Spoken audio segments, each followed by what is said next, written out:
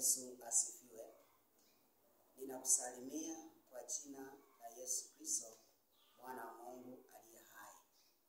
Kwa majina yangu ninaitwa Mchungaji Johnston Joseph wa kanisa la Pentecost Holiness Mission hapa mjini Geita. Na nishukuru kwa ajili ya watazamaji wangu na wasikilizaji wangu ambao mmekuwa mkinifuatilia kwa chaneli ya YouTube ambayo inafahamika kwa jina la Ramses TV. Najua watu wengi mmekuwa mkinifuatilia Ramses TV kwa mafundisho mbalimbali, na mpaka sasa ninaendelea kutoa mahubiri pamoja na mafundisho mbalimbali.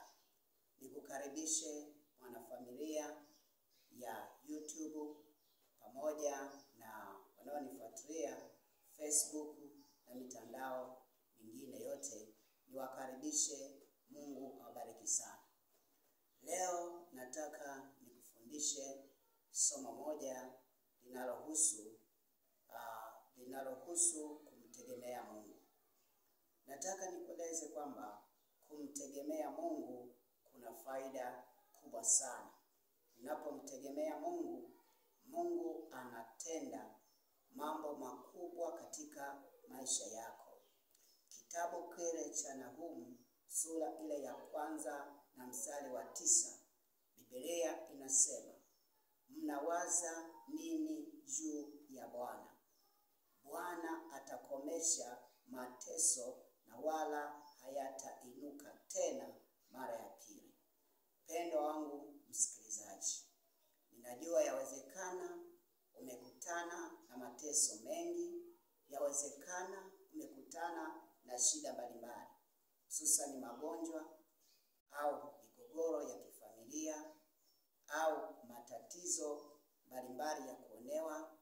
Wakati mwingine ulisingiziwa hata ukawekwa gerezani, na wakati mwingine unasumbuliwa na ushirikina, wakati mwingine unasumbuliwa na utasa, wakati mwingine unasumbuliwa na migogoro ya kifamilia pakiwemo mirathi pamoja na mambo mbalimbali. Yawezekana unasumbuliwa pia na umaskini. Shida zimekuandama, umaskini katika familia yako umekuandama. Lakini ninayo habari njema juu yako. Neno la Mungu linatueleza katika Nahumu ya kwamba unawaza nini juu ya Bwana? Bwana atakomesha mateso wala hayatainuka tena mara ya pili. Nataka nikueleze mpendwa wangu msikilizaji ya kwamba mateso yapo na matatizo yapo, lakini yupo mtu mmoja anayeweza kumaliza migogoro pamoja na mateso. Huyo sio mwingine, anaitwa ni Yesu, mwana wa Mungu aliye hai. Huyo peke yake, ukichukua mateso yako ulionayo, ukachukua nafasi ya kuwaza kwa ajili yake, ukaacha kuwaza kwa ajili ya watu, ukaacha kuwaza juu ya watu wanaokufanyia mabaya, ukaacha kuwaza juu ya magonjwa yanayokusumbua, ukaacha kuwaza juu ya utasa ulioko juu yako, ukaacha kuwaza juu ya migogoro unayokutana nayo ya kifamilia, ukawaza kwa ajili ya Mungu. Neno la Mungu linasema huyu Mungu atakomesha mateso wala hayatainuka tena juu yako. Nataka nikueleze, Mungu anakomesha mateso. Mungu anaondoa mateso ya aina zote. Nimemshuhudia Mungu akifanya mambo makubwa katika maisha ya wanadamu. Ukisoma katika Biblia utaona watu wengi waliokuwa wana mateso. Ukisoma kitabu kile cha Mathayo, yuko mwanamke mmoja aliyekuwa ameteseka kwa muda wa miaka 12 akihangaika. Alienda kwa waganga, alienda hospitalini, aligharamikia pesa zake nyingi, lakini neno la Mungu linasema ya kwamba aliposikia habari za Yesu, akaamini kutoka moyoni mwake, akasema nitaenda kwa Yesu na nitakapofika kwa Yesu nitagusa pindo la vazi lake, na nitakapoligusa ninaamini ya kwamba nitapona. Yule mwanamke akachukua hatua yake, akaenda kwa Yesu, na alipoenda kwa Yesu akakutana na umati wa watu, akajipenyeza, akagusa pindo la vazi la Yesu. Biblia inasema ndipo Yesu akasema, ni nani aliyenigusa? Wanafunzi wake wakasema, angalia, umati ni mkubwa na watu wanakusonga, wanaokugusa ni wengi. Lakini Yesu akasema, hapana, yuko mtu mmoja ambaye amenigusa. Yule mwanamke akajitokeza akasema, ni mimi. Lakini habari njema ni hii, ya kwamba alipogusa vazi la Yesu, chemichemi zote za damu zikawa zimekoma. Ninayo habari njema juu yako ya kwamba yuko Mungu anayeweza kutatua mateso, magonjwa, laana na tabu zote zinazokuandama. Lakini Biblia inasema katika Biblia, kitabu kile cha Zaburi, Biblia inasema, katika shida yangu nalimuita Bwana, Bwana akanijibu, Bwana akaniweka panapo nafasi. Katika shida yangu nalimuita Bwana. Hiyo ni Zaburi ya 118 mstari ule wa 5, au kuanzia mstari ule wa 1 na kuendelea. Nasema, katika shida yangu nalimuita Bwana, Bwana akaniitikia, Bwana akaniweka panapo nafasi. Anasema, sitaogopa mabaya, mwanadamu atanitenda nini? Nataka nikueleze wewe unayekutana na mateso.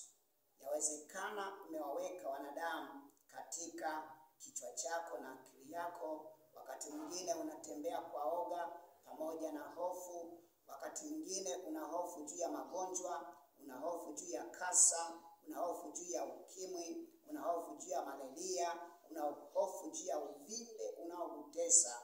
Lakini habari njema ni hii, ya kwamba chukua nafasi ya kuwaza juu ya Mungu, halafu Mungu atakomesha mateso unayokutana nayo, hayatainuka tena mara ya pili. Lakini katika Zaburi hiyo 118 na mstari ule wa 17, Biblia inasema, sitakufa bali nitaishi, nami nitayashuhudia matendo makuu ya Mungu.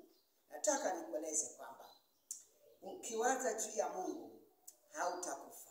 Hata kama umelelewa vibaya, hata kama wachawi wamejipanga kutoka sehemu mbalimbali kwa ajili ya kukuroga wewe, lakini nataka nikueleze habari njema ni hii, hautakufa bali utaishi. Mpendwa wangu mtazamaji, naomba nikuhamasishe kabisa ya kwamba Yesu Kristo anaponya.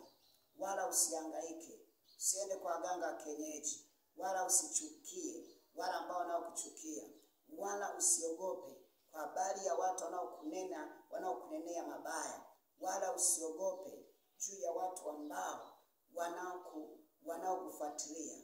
Yupo Yesu Kristo ambaye anasema ya kwamba hautakufa bali utaishi. Naomba nikueleze kwamba chukua hatua ya kuwaza juu ya Mungu. Mungu anakuwazia mema. Mungu anakuwazia mazuri. Wanadamu anakuwazia mabaya, lakini Mungu anakuwazia mema kabisa. Nataka nikueleze, ukichukua hatua ya kumwamini Yesu Kristo kwamba anaweza kuondoa mateso yako ulio nayo, leo yataondoka. Lakini naomba nikusia kwamba tunatoa huduma za maombi na maombezi hapa kanisani nilipo, kanisa la Pentecost Holiness hapa mjini Geita. Nikukaribishe wewe uliyeteseka, wewe ambao una matatizo mbalimbali, nikukaribishe, karibu sana. Tumetoa huduma kwa watu mbalimbali waliokuwa matasa, waliokuwa wagonjwa, ambao ndoa zao zilikuwa zimeparanganika. tumetoa huduma ya ushauri pamoja na maombi juu yao. Nimeona Mungu akitenda juu yao. Kwa nikukaribishe sana, karibu sana, ili kusudi uweze kupokea muujiza wako. Tunazo ibada nzuri, ibada ya Jumatano, siku ya Jumatano saa 9 mpaka saa 12 jioni, lakini tuna ibada siku ya Ijumaa saa 9 mpaka saa 12 jioni, na tuna ibada siku ya Jumapili kuanzia saa 3 mpaka saa 6:30. Tuna ibada nyingine pia siku ya Jumapili hiyo saa 9 mpaka saa 12 jioni. Tunatoa huduma ya ushauri, tunatoa huduma ya maombi pamoja na maombezi. Nikukaribishe sana. Mungu akubariki sana. Acha niombe kwa ajili yako. Baba, katika jina la Yesu namshukuru kwa ajili ya mtu mmoja ambaye amekuwa akinisikiliza. Ninaamini ya kwamba Mungu kupitia neno hili limegusa maisha yake. Naamini Mungu unaenda kutenda mambo mazuri na makubwa juu yake. Na kushukuru nikiamini utatenda katika jina la Yesu Kristo aliye Bwana Mwokozi wa maisha yetu. Amen. Nikushukuru, asante sana, na Mungu akubariki. Karibu sana.